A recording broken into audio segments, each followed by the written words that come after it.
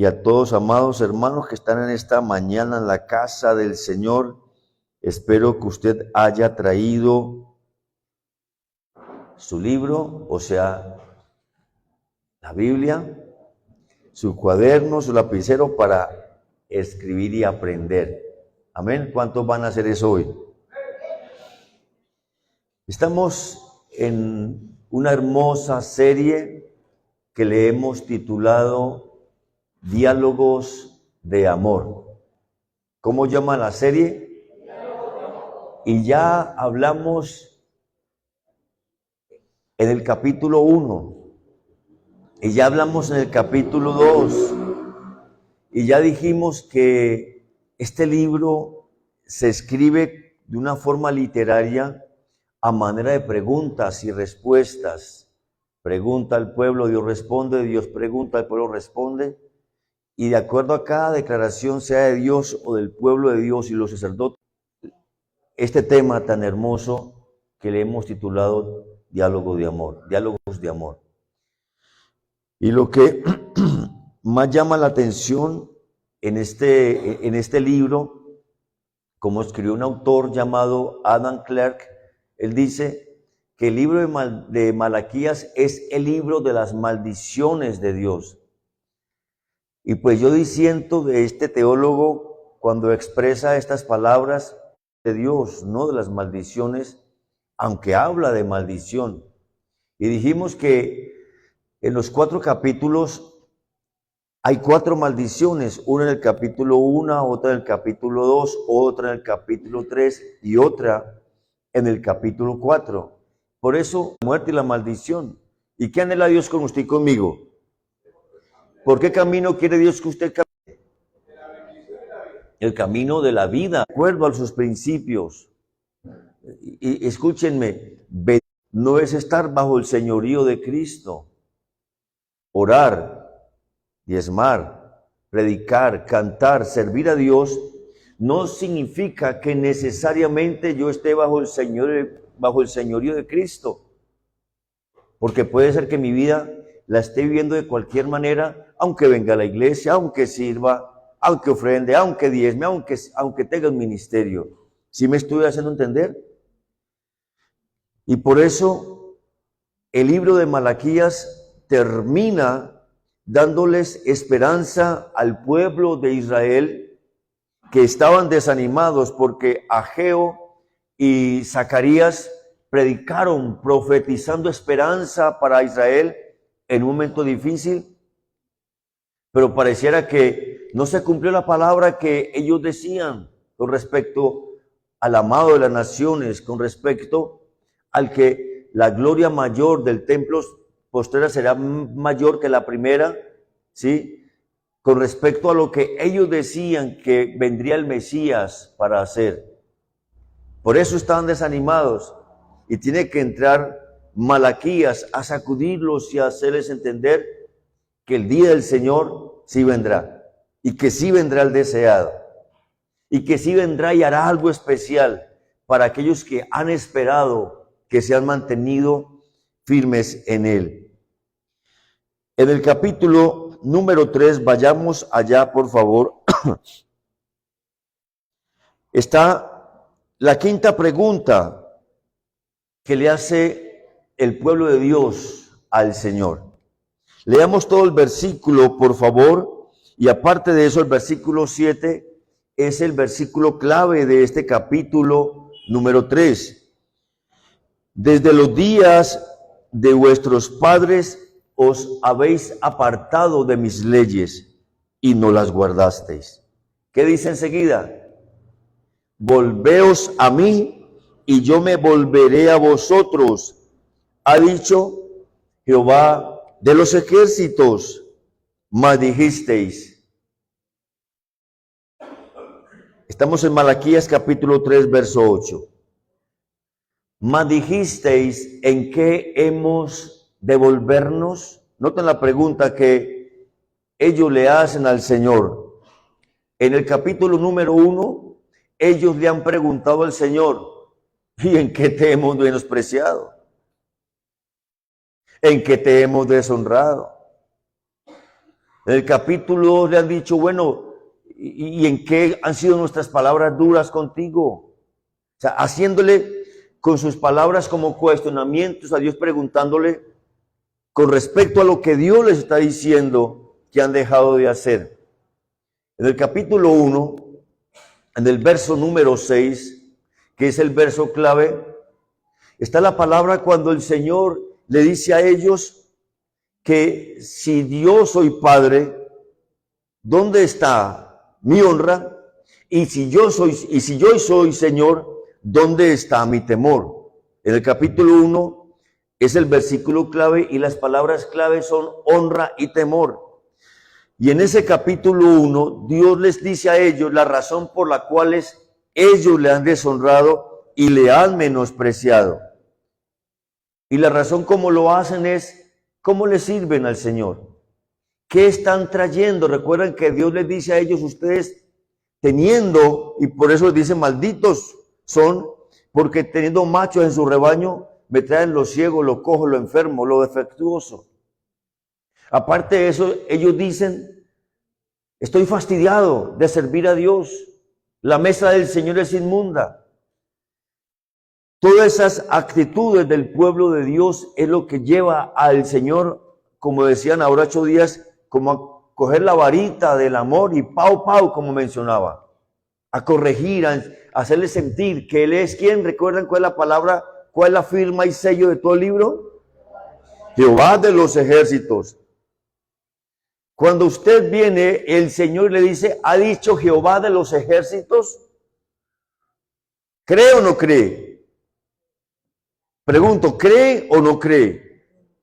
Obviamente cree, porque ¿quién lo ha dicho? Jehová de los ejércitos. Es el Dios omnipotente, el Señor soberano sobre todo. Es el primero y el último, el Rey de reyes y Señor de señores, quien lo está diciendo. No lo está hablando cualquier Dios, lo está hablando Jehová de los ejércitos. Y todo este libro de principio a fin, una y otra y otra y otra vez, durante 24 ocasiones, Él tiene que recordarles quién es quien habla. Y a veces pareciera, iglesia, que Dios tuviera que recordarnos quién es que habla.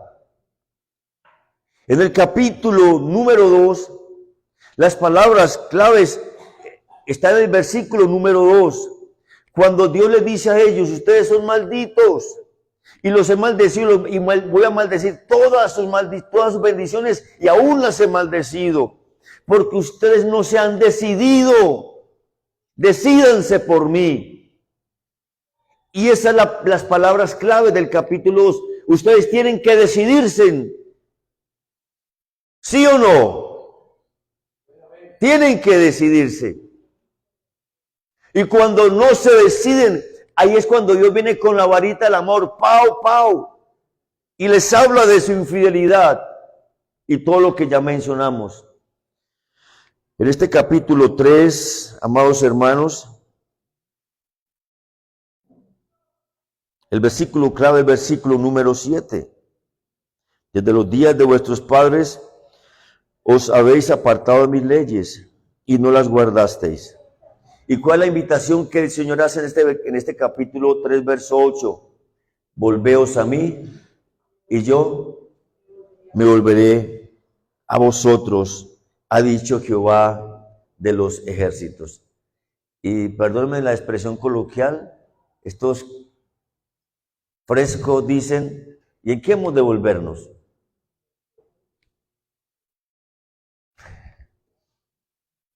¿Quién puede preguntar eso? ¿En qué hemos de volvernos? Ustedes recuerdan, allá creo que lo mencioné ahora 8 días el domingo, cuando el Señor, cuando el Señor le dice al al ángel de la iglesia de la Odisea, quien es el pastor, le dice, tú dices, me he enriquecido, estoy muy bien, de ninguna cosa tengo necesidad. Esa es la sensación que dejan ver el pueblo de Dios cuando Él les dice, ustedes se han apartado desde sus padres de mis leyes y no las han guardado. Y cuando ellos preguntan, ¿en qué hemos de volvernos? Pareciera que ellos se sientan tan bien, pareciera que en ellos no hay ningún tipo de sensibilidad con respecto a cómo de verdad están viviendo sus vidas, sino que, ¿y en qué hemos de volvernos? Y recuerda que al pastor de la iglesia de la Odisea, Dios le dice, ningún cuento de que está rico y que no tiene necesidad de nada. ¿Cómo le dice el Señor al pastor de la iglesia de la Odisea y a la iglesia? Eres un pobre, ciego, miserable y desnudo. Qué tremendo. Es la expresión que sale de la boca de Dios como una maldición a aquel hombre, a aquella mujer que dice ser cristiano y cree que su vida está bien así. ¿Para qué madrugar al culto? Puedo llegar a cualquier hora. ¿Para qué servir? Así estoy bien, tengo lo necesario, tengo comida, tengo trabajo, tengo familia, tengo una casa, estoy bien. Pareciera que esa es la sensación de aquellos que han perdido ese primer amor, esa pasión por el Señor.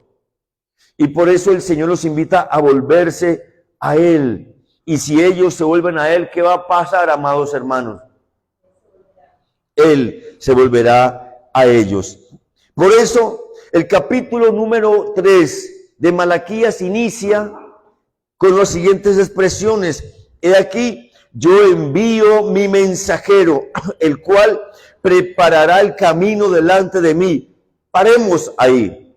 Ustedes recuerdan, amados hermanos, que después de que Malaquías se calle, después de que el mensajero dé su mensaje, ¿qué va a ocurrir? ¿Quién me ayuda?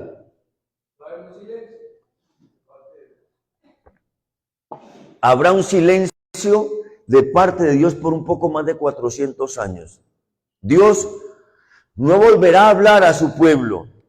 Por lo tanto, el profeta Malaquías trae este último mensaje como mensajero de Dios a una nación que necesita afirmarse, asegurarse, fortalecerse en fe para esperar 400 años para que Dios vuelva a hablar.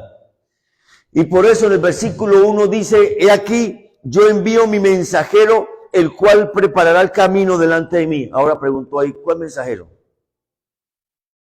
¿Alguien sabe de qué mensajero está hablando el Señor? Juan el Bautista. Usted recuerda que en el capítulo 3 de Mateo habla de Juan como el mensajero. Juan como el que vino a preparar el camino del Señor. Juan el que vino a anunciar que el Cordero de Dios viene, el que quita el pecado. Juan vino a decir que él bautizaba en agua, pero venía uno detrás de él que bautizaría en Espíritu Santo y fuego, del cual él no era digno de desatar su calzado.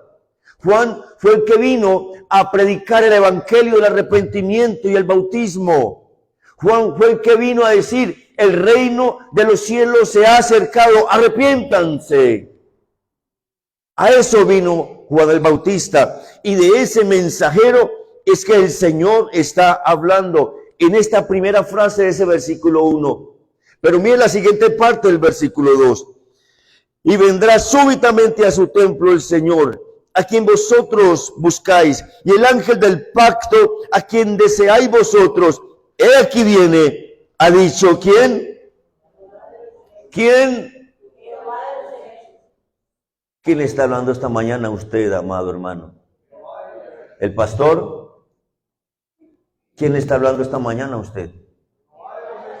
Yo no sé, y quisiera meterme en su corazón, quisiera meterme en su mente, para percibir en su alma o en su espíritu cómo recibe usted la palabra de Dios, si habla Jehová de los ejércitos.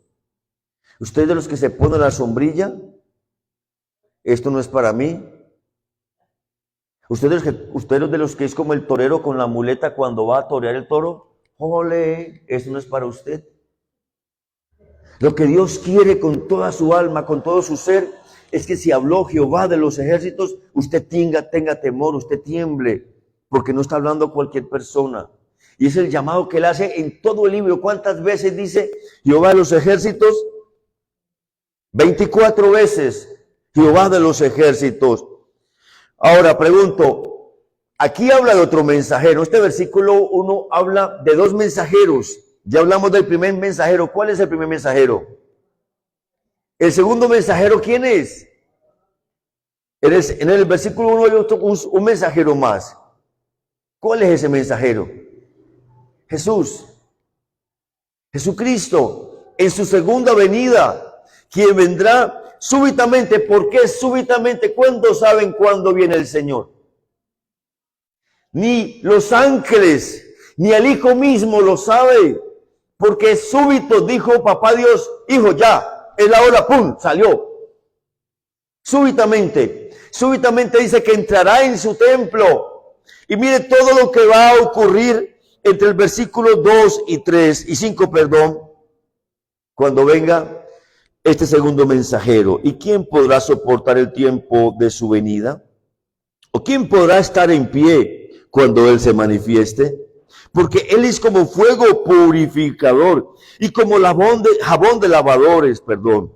Y se sentará para afinar y limpiar la plata, porque limpiará los hijos de Leví. Los afinará como a oro y como a plata, y traerán a Jehová ofrenda en justicia.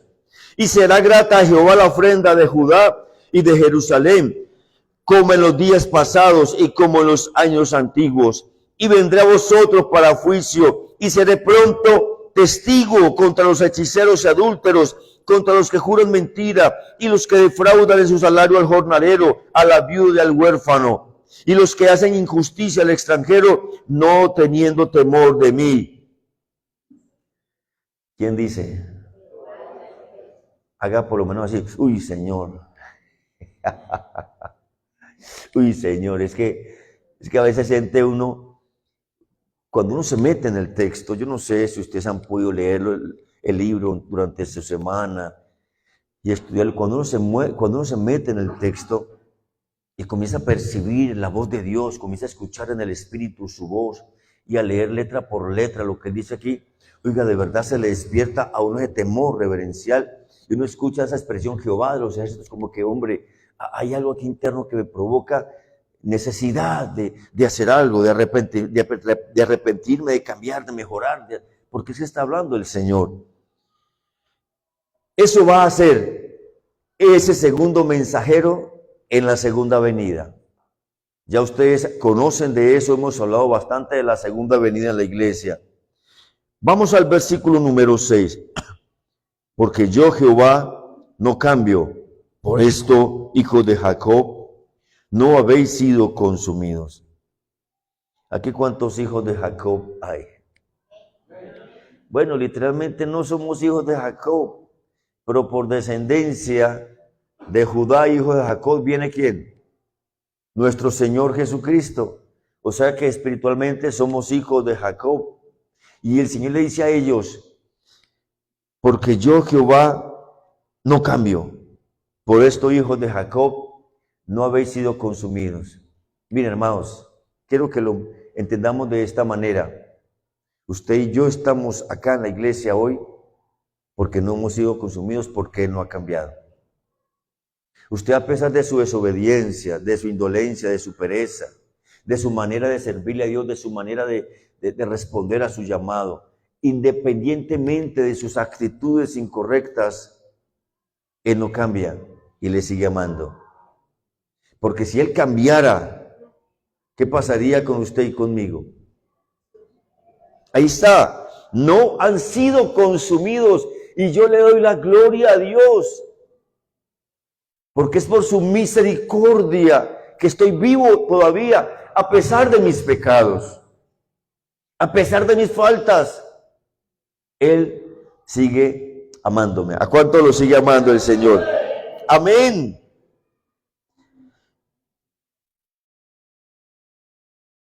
Y ya el versículo 7 lo leímos. Y ellos preguntan, ¿en qué hemos de volvernos? Ahora, el Señor en el versículo número 8 les responde con una pregunta. Alguien que me dé la pregunta con que el Señor le responde a ellos cuando le preguntan, Señor, ¿y en qué hemos de volvernos? ¿Cómo le responde el Señor a ellos? ¿Robará el hombre a Dios? ¿A alguno de ustedes alguien lo ha robado? A mí más de una vez me han robado. Por buena gente, por confiado, por reconfiado, por ingenuo y por bruto. Y no una vez, sino dos veces, tres se me han robado. Yo le pregunto, ¿qué siente usted cuando le roban? Rabia. Mejor dicho, el evangelio, uno que le dan ganas como aplicar el evangelio muscular, como sacar la peinilla que no es evangélica. A uno le dan ganas de declamar a los evangelios, pero de la carne y del pecado.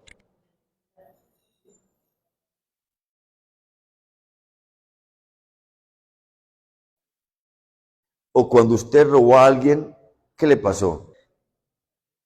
Eso hace a alguien naturalmente en un acto justo porque le roban.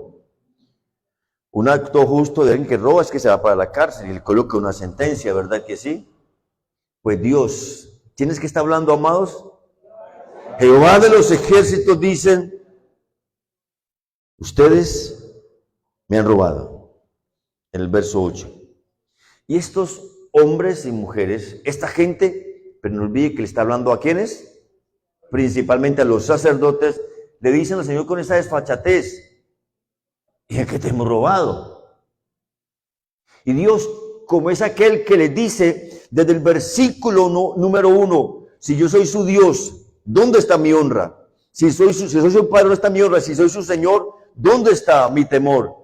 Que les ha hecho el capítulo 2, determinen volverse a mí, y que les dice el capítulo 3, vuélvanse a mí. Él sí sabe exactamente por qué el hombre le está robando.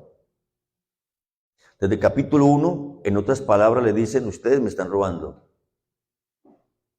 porque me dan cualquier cosa y de cualquier manera. En el capítulo número 2, les dicen en otras palabras, ustedes me están robando, porque se portan mal conmigo, porque son infieles conmigo y porque son infieles con sus mujeres, le dice a los sacerdotes. Ustedes me están robando. En el capítulo 3, en vuestros diezmos y vuestras ofrendas. Escuchen esto, hermanos. Solo Dios, Jehová de los ejércitos, sabe exactamente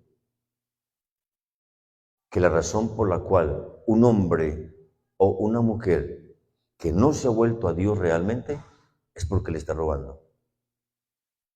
Dios es el que puede conectar en Jesús cuando le dice a los discípulos y a la gente de su época, ustedes no pueden tener dos señores, porque ustedes amarán al uno y aborrecerán al otro.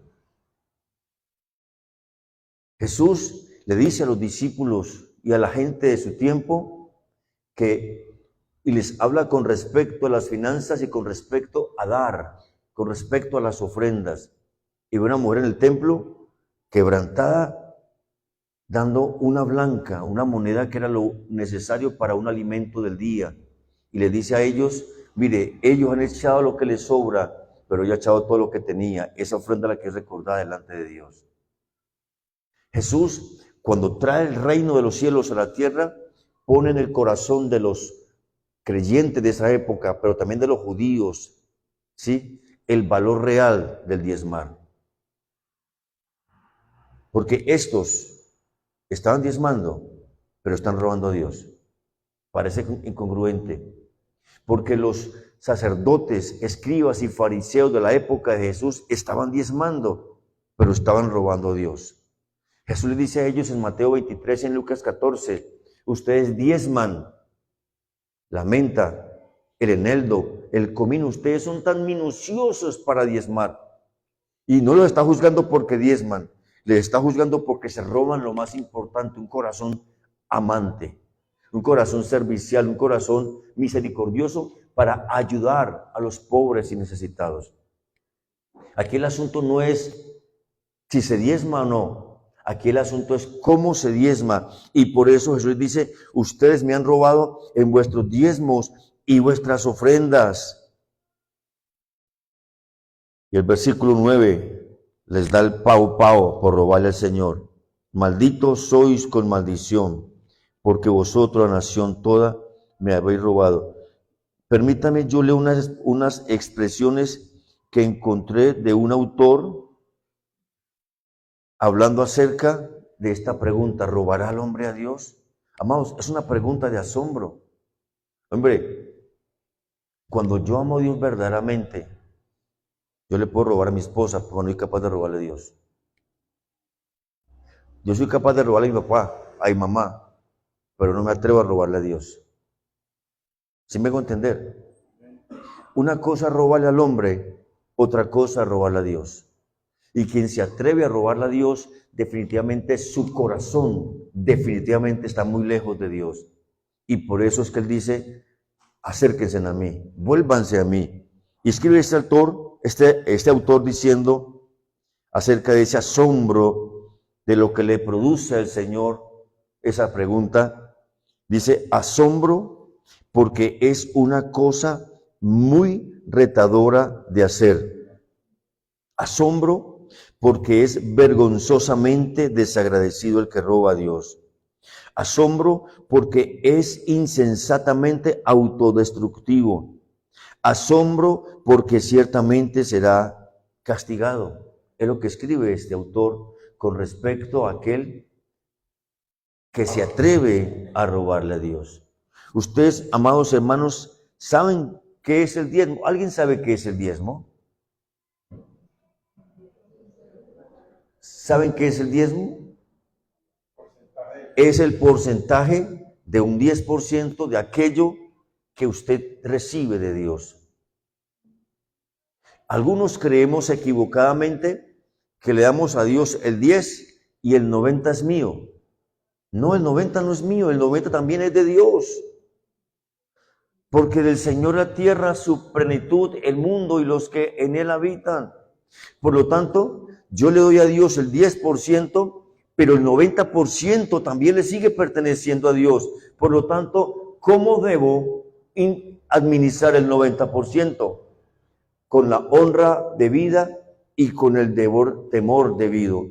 Algunos diezman, pero viven más pobres, endeudados y arrancados que los que no diezman, porque los que no diezman, que no conocen a Cristo, son buenos administradores, y los que diezman son derrochadores.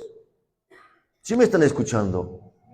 Y Dios no le deja ese otro 90% que le pertenece a Él, a usted, para que usted y yo lo despilfarremos. Es para que lo usemos para su gloria. No olvide que el apóstol Pablo dice, todo lo que ustedes hagan y todo lo que digan y todo lo que hagan lo deben hacer ¿cómo?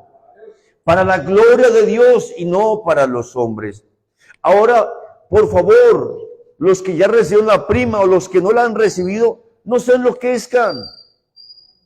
No se enloquezcan al comprar aquí, a endeudarse, no les alcanzó y comprar aquí y quedan debiendo más de lo que ganaron.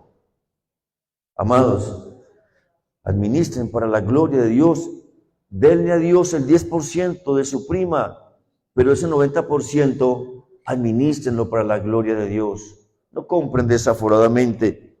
Algunos dicen, pero es que el diezmo de la ley.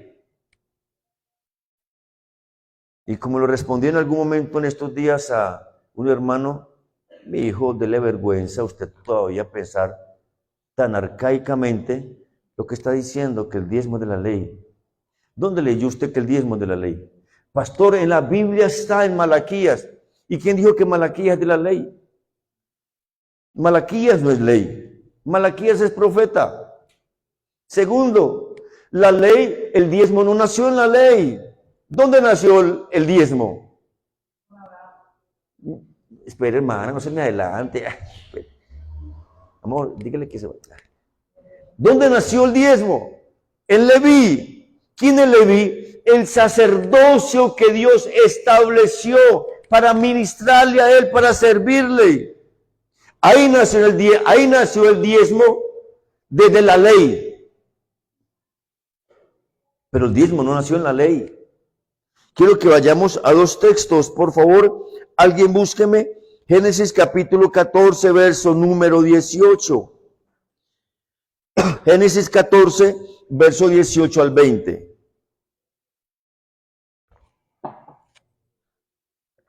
Génesis 14, ¿quién lo encontró?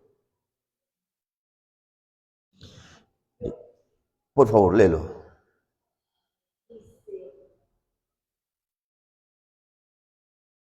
Entonces Melquisedec, rey de Salem, sacerdote del Dios Altísimo, sacó pan y vino, y le bendijo diciendo: Bendito sea Abraham, Dios del Dios Altísimo, creador de los cielos y de la tierra, y bendito sea el Dios Altísimo que entregó a tus enemigos en tu mano, y le dio a Abraham los diezmos de todo. Ok, amados, ¿Abraham nació de la tribu de Leví? Pregunto. No. 1000 años de Leví fue Abraham. ¿Sí me están escuchando? No había nacido Leví. Antes de que se registrara, antes de Moisés, no olviden que los mandamientos, ¿a quién se los entregaron? A Moisés. Y es desde Moisés que se establece la ley de los diezmos a través de la tribu de Leví, porque eran los que servían en el templo y ministraban al Señor los sacrificios. Pero dice Génesis 14 que Abraham diezmó al Señor de todo lo que ganó en la batalla recuperando su familia. ¿A quién se lo entregó Abraham? A Melquisedec, sacerdote del Dios Altísimo, del cual no se registra genealogía, del cual no aparece ni principio ni fin Melquisedec, y es el único sacerdote que es tipo Cristo en la Biblia, el único. Y para no deshonrar al Señor, y para que no pensara algún día Melquisedec de que Abraham se había enriquecido con lo que no le correspondía, ¿qué hizo Abraham? Todo de lo que gané, el 10% es para ti. Y tomaron pan y vino, testimonio profético de lo que sería la muerte y la sangre, la muerte de Jesús por el derramamiento de sangre. Mire conmigo, por favor, el libro de Hebreos. Saltamos de el principio al fin, a la iglesia del primer siglo. Hebreos capítulo 7. Ciertamente, los que de entre los hijos de Leví reciben el sacerdocio, tienen mandamiento de tomar del pueblo los diezmos según la ley, es decir, de sus hermanos. Aunque estos también hayan salido de los lomos, ¿de dónde? De Abraham. Pero aquel cuya genealogía no es contada de entre ellos, tomó de Abraham los diezmos y bendijo al que tenía las promesas. Y sin discusión alguna, el menor es bendecido por el mayor. Y aquí ciertamente reciben los diezmos hombres mortales. ¿De quién está hablando? De los sacerdocios de la tribu levítica. Los sacerdotes de la tribu levítica. Pero allí uno de quien se da testimonio de que vive. Y por decirlo así, en Abraham pagó el diezmo también Leví, que recibe los diezmos. ¡Qué tremendo! Porque aún estaban los lomos de su padre cuando Melquisedec le salió al encuentro. Le pregunto, ¿son los diezmos de la ley? Sí, pero los diezmos nacieron en el corazón de Dios. Y cuando Dios crea al hombre, en su ADN está escrito el diezmar a Dios. ¿Estaba la ley cuando Abraham diezmó? Pregunto, ¿estaba la ley cuando Abraham diezmó? ¿De dónde sacó Abraham que había que diezmar? ¿De dónde sacó Jacob cuando huía de su hermano? ¿Recuerdan en Génesis, creo que es 28? Cuando Jacob huía de su hermano, porque lo buscaba para matarlo, y tuvo una visión en la noche, Vi una escalera que bajaba del cielo, ángeles que bajaban y subían por esa escalera. Y cuando despertó, dice él que sintió que era algo terrible y que se iba a morir. Y ahí en ese momento, ¿qué hace Jacob? Hizo una promesa con Dios y le dijo, Señor, si tú me guardas en este camino que voy, me regresas a casa de mi padre, me das comida, vestido para el camino, esta promesa yo hago, de todo lo que tú me des, el diezmo apartaré para ti. Y sobre la piedra que él puso de cabecera, colocó aceite y dijo, y este lugar será casa de Dios, o sea, Betel, que efectivamente en eso se convirtió. Yo le pregunto a usted, en ningún texto más adelante nos dice que Jacob diezmó. Pregunto, ¿lo habrá hecho? Sí, porque ¿quién le hizo la promesa? A Jehová de los ejércitos. Por lo tanto, aquella persona que dice tener a Cristo en su corazón, tiene conflicto con esto, de darle al Señor, está en un problema muy grave en su corazón. Necesita revisar su salvación y su verdadero arrepentimiento. Necesita volver a reconocer a Jesús como el Señor de su vida. ¿Por qué Abel diezmó? Lo mejor. ¿Estaba la ley cuando Abel diezmó? Caín no diezmó a la manera de Abel, ni a la manera de Dios. Abel diezmó lo mejor de lo mejor. Abel entendió que el diezmo era una parte, por eso su ofrenda, su diezmo tenía que ser más excelente, y por ese diezmo que Abel dio, dice que aún esas ofrendas hablan en el cielo y en la tierra. Por ese desentendimiento, por esa dureza de corazón, por esa insensibilidad, es que Dios tiene que decirles a su pueblo, especialmente a los sacerdotes. Yo quiero saber cuántos sacerdotes hay acá. Amén. Tiene que decirles en el versículo número 8, ustedes me han robado en sus diezmos y sus ofrendas. Yo respeto lo que usted piensa de acuerdo a lo que la Biblia dice. Yo respeto si usted me dice es que eso es de la ley, eso es del Antiguo Testamento y Jesucristo abrogó la ley. Jesucristo no abrogó la ley para terminarla. Jesucristo cumplió la ley en él para que usted y yo la pudiéramos cumplir en el Espíritu. Algunos interpretan este texto que la ley fue abrogada por Cristo y como ya fue abrogada, entonces yo no necesito cumplir lo que dice el Antiguo Testamento. Entonces la iglesia de este siglo, la iglesia después de Cristo, la iglesia primitiva, entonces no necesita el Antiguo Testamento. Y la Biblia para esta generación y para el mundo después de Cristo será solamente ¿cuál? Los 39 libros del Nuevo Testamento. Pero toda la escritura es, 27 del Nuevo Testamento y 39 del Antiguo. Toda la escritura es inspirada por Dios. Y cuando dice el autor, toda la escritura es inspirada por Dios, ¿cuántos libros son? No 27 nomás, 66. Y cuando dice el autor, ha dicho Jehová de los ejércitos, es que Jehová de los ejércitos habla con tal nivel de autoridad para los que no diezman o para los que diezman. Para los de Israel y para hoy no habla. Es el mismo Dios. ¿Está escuchando? Yo tenía un problema con los diezmos cuando estaba recién convertido.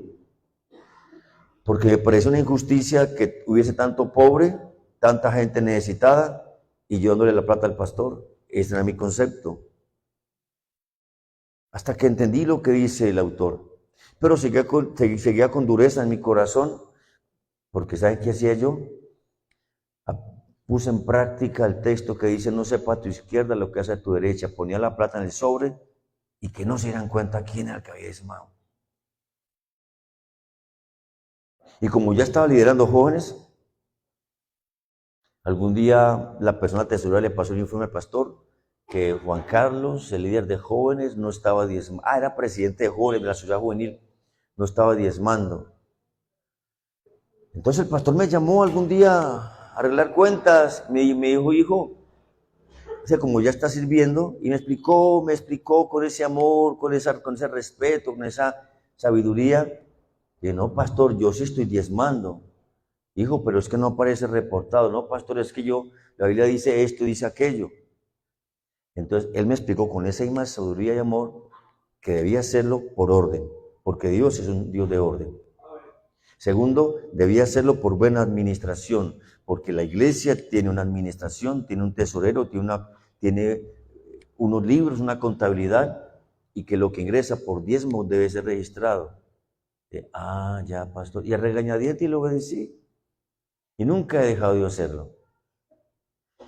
Como decía la hermana Ángela, ahora cuando dirigía este tiempo, los diezmos de las ofrendas, quiero decirles que el tiempo más emocionante para mí es el momento de darle al Señor. Porque fue el momento más emocionante para Papá Dios dar a su Hijo por usted y por mí. ¿Y quién soy yo para robarle a Dios la gloria, para deshonrar su nombre, haciendo las cosas como a mí me parece? Para los que piensan que es de la ley o del Antiguo Testamento, si Dios hubiera querido que la práctica de la fidelidad al diezmar no se diera en su iglesia después que Él vino, simplemente lo dice claramente, se acaba el diezmo porque en Jesús fue abrogada la ley. No lo dice, y por el contrario, lo reafirma y afirma a los que lo están haciendo, Jesús, bien que lo hacen, pero tampoco olviden que también hay que bendecir a los pobres, hay que ayudar a los necesitados.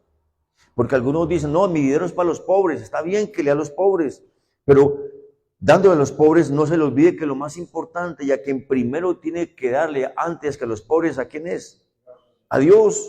¿Recuerdan la mujer que votó? Y quiero usar la expresión, sacando de la boca de aquel que se incomodó, aquella mujer cuando desperdició ese frasco de alabastro, nardo puro, que lo quebró y lo derramó a los pies del Señor, ¿recuerdan? ¿Y quién se quejó? Uno de ellos. Señor, ¿qué desperdicio es este? Mira, eso se hubiera podido vender y dárselo a los pobres. ¿Y qué escribe el Espíritu Santo después de esas palabras? No lo decía por los pobres, sino por quién. Porque sustraía de la bolsa, porque era ladrón.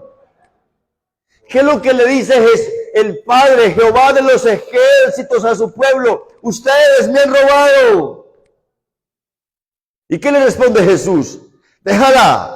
A ustedes, a los pobres, siempre los van a tener. Y pónganme atención con esto. Por más que le dé a un pobre, seguirá siendo pobre. ¿Por qué esa es la mentalidad del pobre?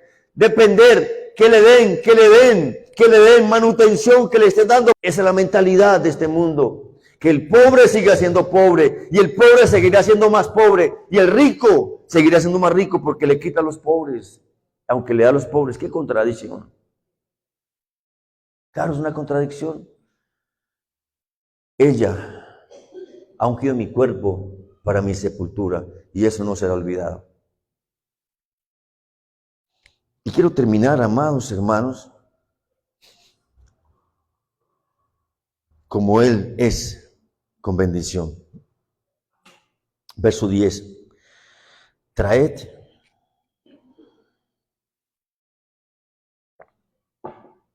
el diezmo de la quincena,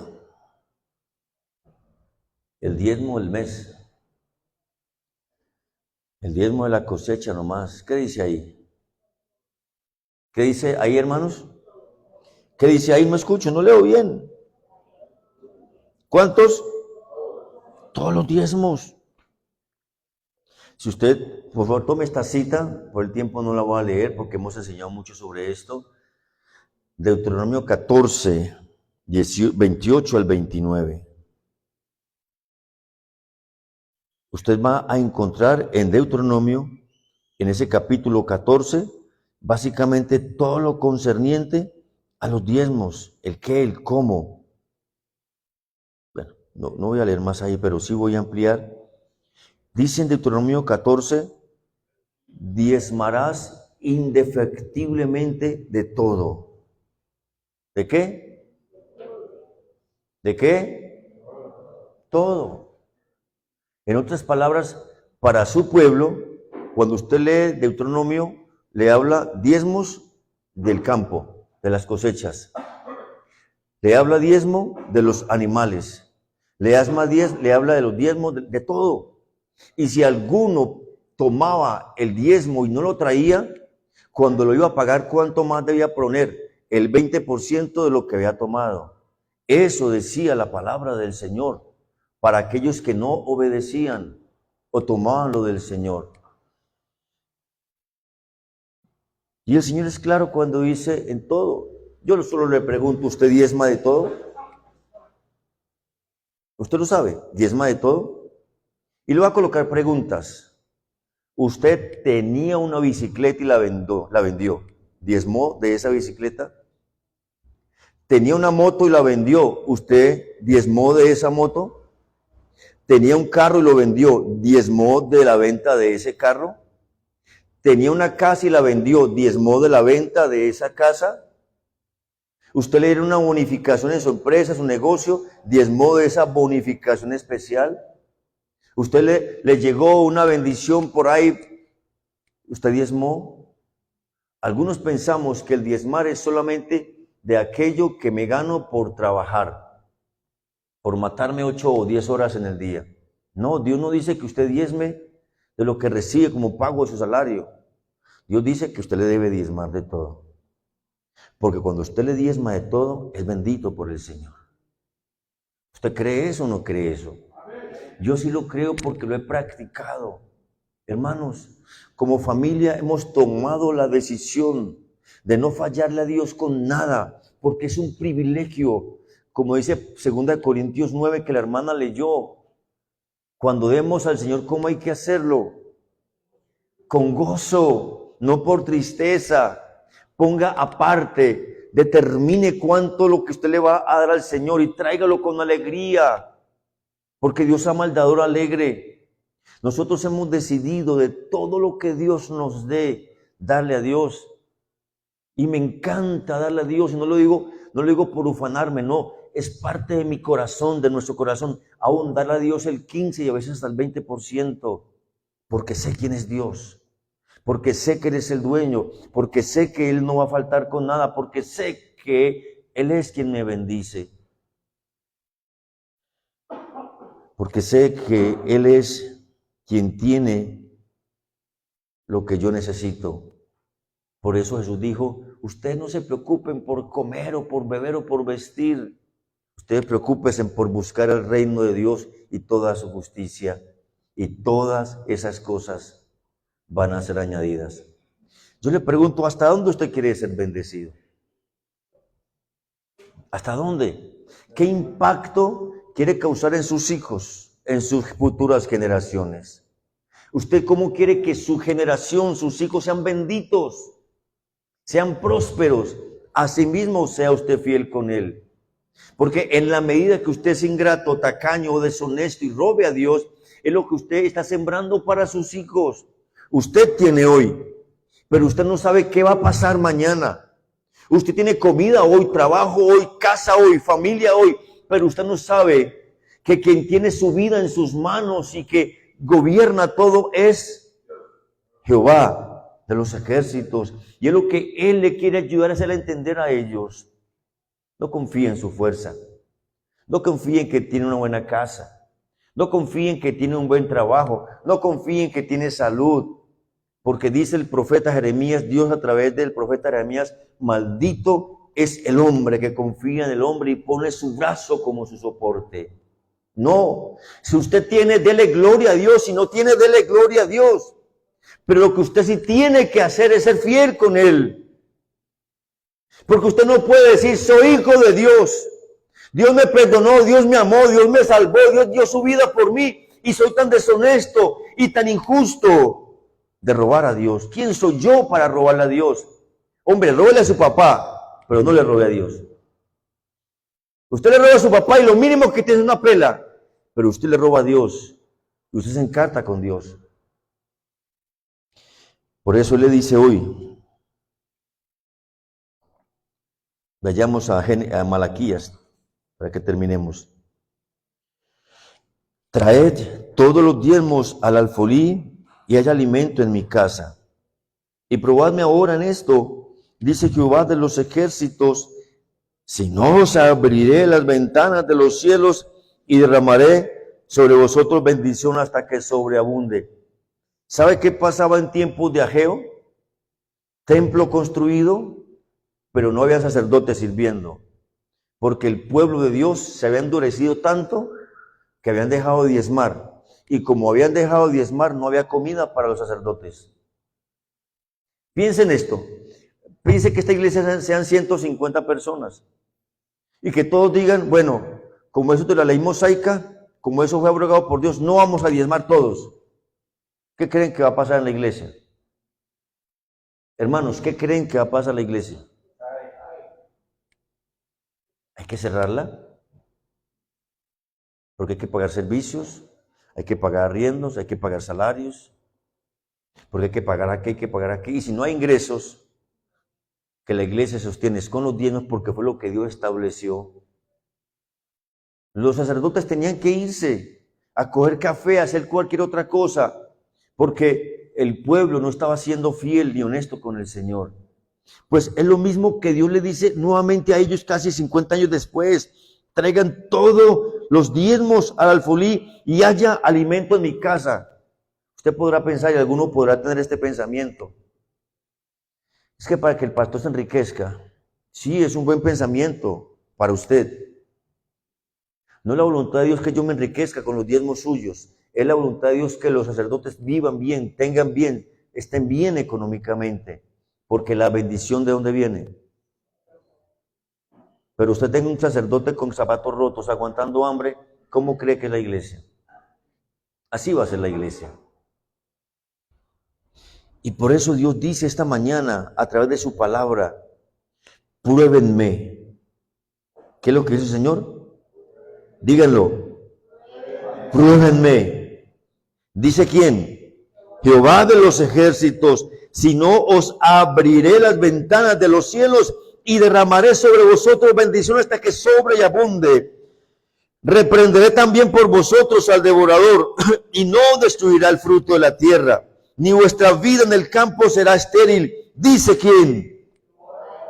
Y todas las naciones os dirán bienaventurados, porque seréis tierra deseable. ¿Dice quién? ¿Cuántos quieren ser bendecidos? ¿Cuántos quieren ser bendecidos? ¿Cuántos quieren ser prosperados? ¿Cuántos quieren probar al Señor? Si usted no lo hace, si usted no lo está haciendo, le invito, escuchen esto, y no lo haga como esto del trueque. Bueno, voy a hacerlo para que el Señor me dé. No, el Señor, míreme, no necesita su diezmo. El Señor no necesita su dinero porque le pertenece a Él. ¿Quién va a pedir lo que a Él le pertenece? Él, cuando Él quiere, lo toma, punto. Porque es suyo, ¿verdad que sí? La prueba que dice acá no es para que usted haga un trueque. Voy a orar, voy a empezar a diezmar para que el Señor me bendiga. No, el Señor usted ya lo bendijo en Cristo. Usted es bendito en Cristo. Usted tiene todo en Cristo. Usted lo es todo en Cristo. Lo que usted necesita es accesar a lo que ya Cristo hizo por usted. ¿Y cómo accesa? Siendo fiel. Los que quieren probar al Señor porque no diezman, pónganse de rodillas en su casa, en un lugar solo. Pónganse de rodillas. Pídanle perdón al Señor, por favor. Y en mucho temor y temblor, en reverencia a ese Jehová de los ejércitos, le diga, Señor, vuelvo a ti. ¿Cuál es el reclamo del Señor a ellos? Vuélvanse a mí y yo me volveré a ustedes. ¿En qué hemos de volvernos? Él le dice, ¿robará el hombre a Dios? Ustedes todos me han robado. Entonces necesitamos reverencia, necesitamos el temor, la honra del Señor, para que a sus pies le digamos, Señor, te he robado. Me he alejado de ti. Así esté metido en la iglesia, así esté predicando, así esté sirviendo, me he alejado de ti. Porque es el peor reclamo de Dios a su pueblo, aquellos que han perdido su primer amor y por ello se han alejado del Señor.